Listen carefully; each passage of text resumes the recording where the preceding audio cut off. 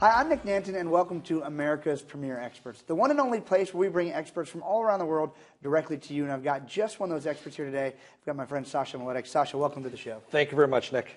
It's great to have you here. So obviously, you and I have been hanging out. I know a lot about you, but our viewers don't. So why don't you tell our viewers a little bit about yourself and your real estate career? Well, I'm married to a beautiful wife, Louisa. It's actually our anniversary in a couple of days, so happy anniversary to her when she sees the show. I've got two lovely kids, two boys, Stephen and Andrew. Stephen's named after my father, who passed away, and Andrew's named after my brother. I've been in the business selling real estate. I've got my real estate license now for 25 years, but actually I've been in it a lot longer than that because what happened was my parents owned a local real estate company, and I was a janitor. I was their first employee as a janitor. So I was doing that during high school. I was cleaning up the offices, and lo and behold, I'd clean up all these guys' desks, and I go, these guys are like rock stars, believe it or not. I thought real estate agents were rock stars because they were making all this money.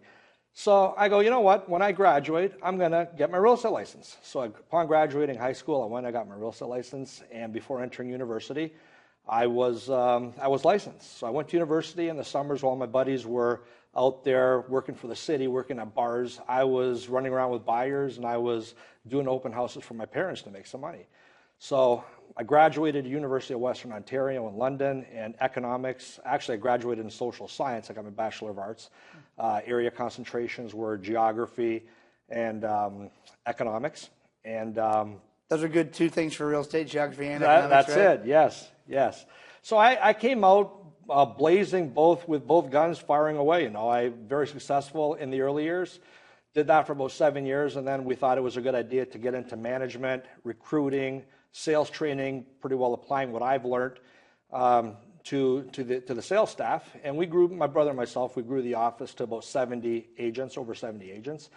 And then that's pretty well chapter one of the early years of my life. Chapter two happens late 90s during the internet boom.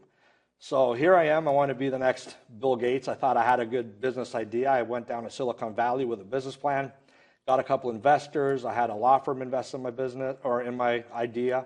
I had a accounting firm invest in an idea, and actually one of the accountants is the personal accountant to one of the founders of eBay. So it was all exciting. I came back to Windsor to develop a prototype, and what happened in 2000, the internet bubble blew. So that project kind of died. And unfortunately, at the same time, my father, my superhero, he also passed away. He had a massive heart attack. So looking back, what I picked up down in Silicon Valley is the real estate industry is changing. Everything is going online. And as an independent broker, we couldn't compete with the franchises. The franchises had $1 million budgets, and we couldn't do it. So what we had to do is we figured out a way to position our company to sell it in 2004. So we sold it to a local franchise. We got out, we liquidated, and I've been selling ever since. And it's exciting because the industry has totally shifted through technology. That's great. So let's talk a little bit about how you use technology, unlike a lot of agents who aren't very savvy when it comes to technology. All right.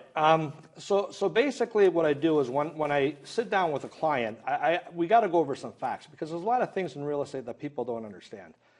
The first is the average agent out there sells between 4 and 5 houses a year. That's it. And I mean, you could apply those stats throughout North America, and it's pretty well the same. And also, another very key point to realize is pretty well 1 out of 2 houses sell, the other one expire. So people always ask me, why do agents take listings that expire?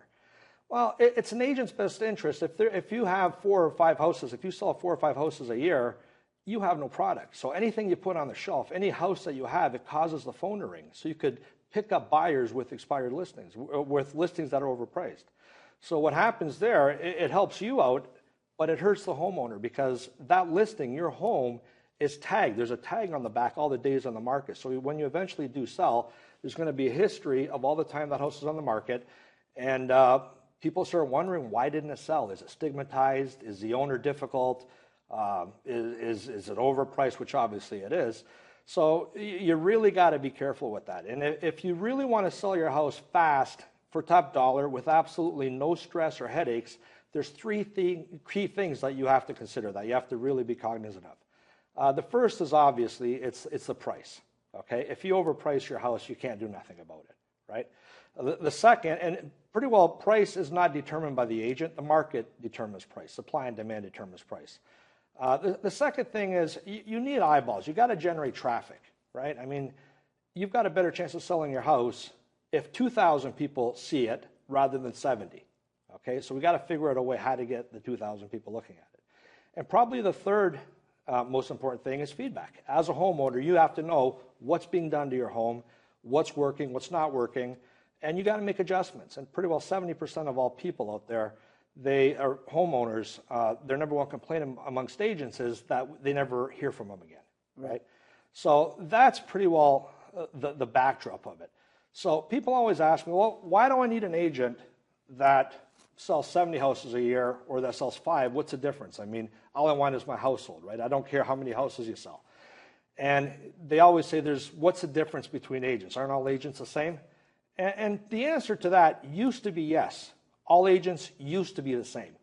Because what happened pre-internet, pre-2000, if you're an average agent selling, well, a little bit above average, selling 15 houses a year, 10 houses a year, you had pretty well 3 ways you could expose that house, right? You could put it in a local paper, you could put it in your real estate magazine, or you could put it on TV. And whether you sell 100 houses or 17 houses, the exposure that house is getting is virtually the same. So it's indifferent who you go with. Back then, sales skills were very important, okay?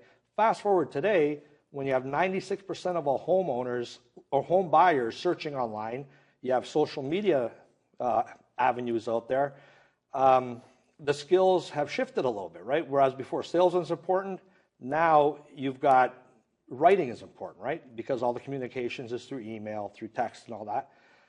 Technical skills, SEO skills, they're important right now, whereas before they weren't as important. That's great. And I know you've helped a lot of people utilizing those strategies. So do you have maybe a favorite story of somebody you've helped with that? Sure, I do. There's an elderly couple that we listed their house. It was about 5% overpriced, and she knew about it. But her kids were very tech savvy. So what we usually do when we list a house, it goes on the internet, obviously. Then it goes on Remax.com's website. It goes on Remax.ca's website. We use Craigslist, Kijiji. We social book market, YouTube, Facebook, LinkedIn, all those social sites. And they spread that to everyone they know. That's as for my recommendations. And they had multiple offers. They had 5 offers just because of the exposure they received. That's great. Very good. So I know there's a lot of people who are watching this who say, I want that kind of exposure. I want those kind of results. How can they reach you?